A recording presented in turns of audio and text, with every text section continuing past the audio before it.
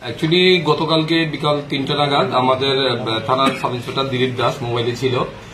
তখনই একটা ইনফরমেশন আসে যে চন্দ্রপুর আইএসবিটিতে ৩জন লোক সন্দেহভাজন ঘোরাফেরা করছে। তো তাদের থেকে সন্দেহ হওয়াতে আমাদের ফোন করে সাথে সাথে আমরা পুলিশ অফিসার ওখানে পাঠাই।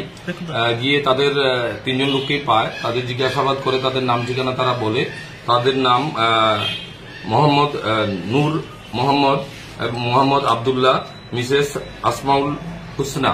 তো তারা স্বীকার করে তারা বাংলাদেশি, তারা অবৈধভাবে উইদাউট পাসপোর্ট এবং ভিসা ছাড়া তারা ভারতে প্রবেশ করেছে। তারা গতকালকেই তারা সোনামুড়া কুমিল্লা বর্ডার এবং সোনামুড়া দিয়ে তারা প্রাইমারি ইন্টারভিউশন যেটা বলেছে ওই দিক দিয়ে তারা দালাল মারফত তারা এই দিক দিয়ে ক্রস করেছে। তাদের ওখান থেকে আগরতলা রেল স্টেশনের বাইরে একটা গাড়ি দিয়ে নামিয়ে দিয়ে যায়। তখন তারা স্টেশনে যায়, গিয়ে তারা ট্রেন পায়নি, ট্রেন নেই আর গতকালকে। তখন তারা একটা অটো করে তারা চন্দ্রপুর আইএসবিটিতে চলে এসছে। কেউ বলেছে এখানে বাসে বাইরে যেতে পারবে। তখনই তাদের সন্দেহ হওয়াতে আমাদের কাছে খবর আসে। তো আমরা তাদের থানাতে নিয়ে আসি।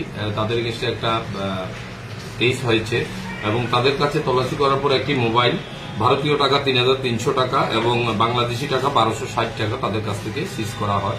আজকে তাদের আমরা কোর্টে পাঠাবো। তাদের মধ্যে পুরুষ দুজনকে আমরা পুলিশ রিমান্ড চেয়েছি ৩ দিনের।